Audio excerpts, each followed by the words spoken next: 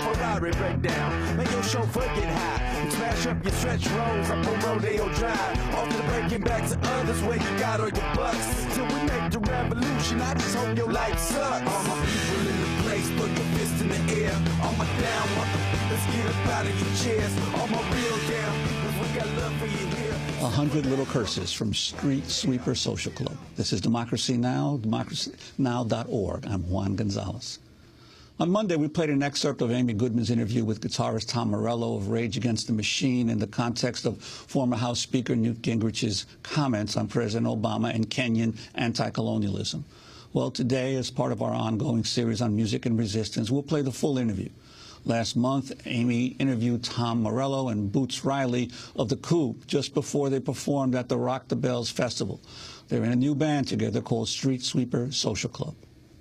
I'm Amy Goodman, and we're joined by Boots Riley and Tom Morello. Boots is with the Coup. Tom Morello is with Rage Against the Machine, but they're actually with each other because they formed a new group. It's the Street Sweeper Social Club. Welcome to Democracy Now! Thanks for having us. It's an honor to have you. What is the Street Sweeper Social Club? Boots, tell them. Well, a street sweeper is a big gun that shoots, an automatic weapon that shoots shotgun rounds. And the whole idea is that our music is the weapon. And street sweeper is a slang for that weapon on the street. And we're a Street Sweeper Social Club. We're a group of folks that put out music that is a weapon to fight the injustices, and hopefully a weapon a cultural weapon that people that are organizers can use to do their work. Talk about one of your songs. Let's see. One of the songs on this album is called, well, we have a new album out right now. It's called the Ghetto Blaster EP. It's an EP. We had an album last year called Street Sweeper Social Club, and off this album, Ghetto Blaster refers to the idea that as an organizer, as someone working against the system, you're a ghetto blaster, because we want to destroy the system that creates ghettos, the system that, creates that wealth gap. And so that's what the song Ghetto Blaster is about. I'm a ghetto, I'm a ghetto, I'm a ghetto blaster.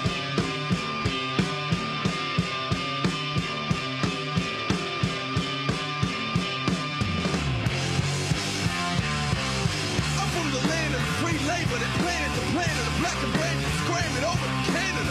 A fan of radical bandits and bandanas, slamming the banana club, the rat-a-tat-tat-a. Take back the parameters, damn y'all the clamorer.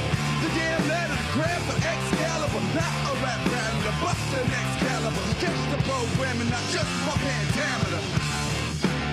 Cause I'm a ghetto blaster. Tom Morello, how did you and Boots get together? Boots and I became acquainted in 2003. We were on an acoustic tour called the Tell Us the Truth Tour with Steve Earle and Billy Bragg. And while I had been a fan of Boots Riley's music in his group, The Coup, it was on this tour where I got to realize his lyrical brilliance in the context of an acoustic setting. We became good friends as well. I was in a band called Audio Slave when that band disintegrated. I called Boots up.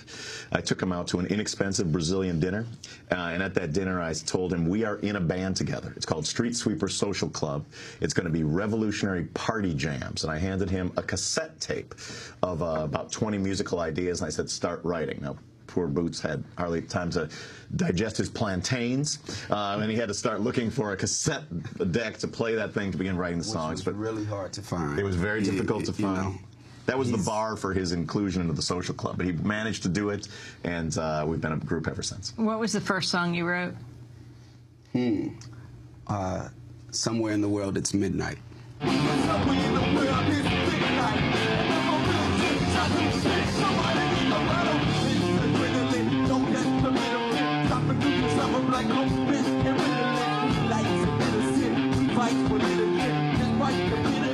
That song is just basically taking the idea that, people are always saying it's not time.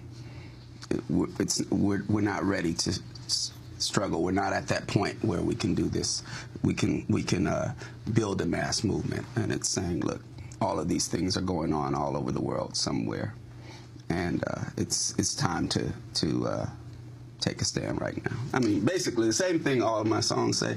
They all, you know, they all say the same thing in different ways. Sorry, you know. The one thing that Boots doesn't, which I found attractive in a bandmate, is that it's his lyrics. They combine a wit and a satire along with the political venom. You know, it's one part Huey P. Newton and it's one part Richard Pryor.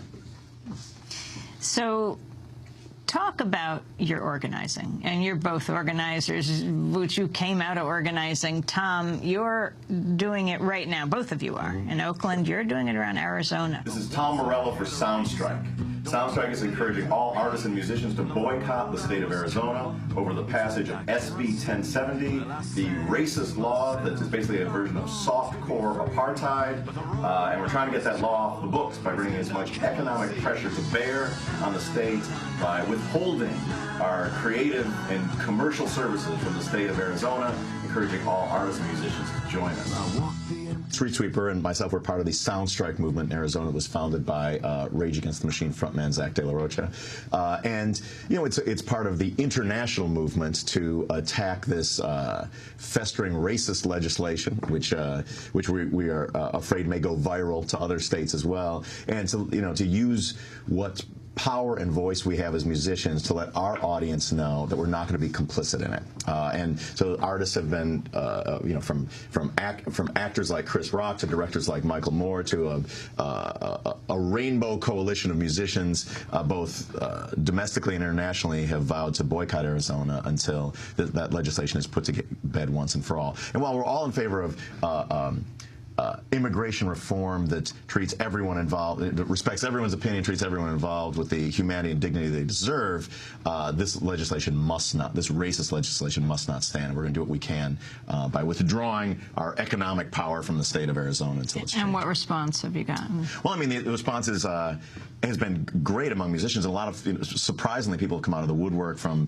artists that are not known for their politics, like Maroon 5 or Joe Satriani, you know, instrumental musicians like that, have, you know, pitched in. Kanye West, you know, have been very happy to join that movement. Tell us where you come from, Tom. Who are your parents? I was raised by my mom, Mary Morello, who founded an anti-censorship organization called Parents for Rock and Rap. That was the anti-PMRC, Parents Music Resource Center, founded by Chipper Gore, which is a pro-censorship organization. My father's Kenyan. My parents met in East Africa. My great uncle is Jomo Kenyatta, who was Kenya's first president, and my mom went there to teach. You know, they have these. I was from a tiny coal mining town in central Illinois, and somehow got the impetus to travel the world on her own and visited, you know, Germany, China, but ended up in Kenya, where she became part of Kenya's independence struggle. Met my father there, and my dad was part of Kenya's first United Nations delegation. That's why I was born in the United States. So there are some similarities between you and President Obama. Well, other than the fact that we're you know, devastatingly handsome half-black dudes with Kenyan fathers, white American mothers from Illinois who both went to Harvard. No, there's very little in common between us. What do you think about that? I mean, I thought I was the only guy. You know, like when he gave his breakout speech to the world at the Democratic Convention, you know, I guess it was 6 years ago now, I really couldn't believe it because he was basically reading my bio. I'm like, you got to be kidding me. And now he's been on the cover of Rolling Stone more times than I have. So there's some envy in that. What has been Kenyatta's influence on you? Well, I mean, it was. I grew up in Libertyville, Illinois, which is a very. I literally integrated the town. I was the first person of color to reside within its borders, and it's a very. It's a district where Democrats don't even run. I mean, that's how conservative it is, and but within that very, you know, at the time exclusively white conservative, narrow conservative bastion. You know, we had pictures of Kenyatta on the wall. We had, you know, Kwame Nkrumah's books. There was, you know, Che Guevara's guerrilla warfare manual was one of the things just sort of laying around that I was flipping through as a child. So the politics of my home were very, very different than the politics of the community, which I think when I got to the sort of the age of the teenage age of rebellion really helped hone my politics in a way that might not have happened in other circumstances. And Boots, your parents?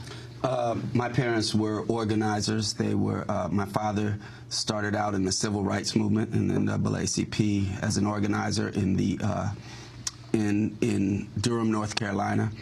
Moved to the Bay Area with Coup, then was in pretty much every group you could know. He was in Students for Democratic Society and Progressive Labor Party.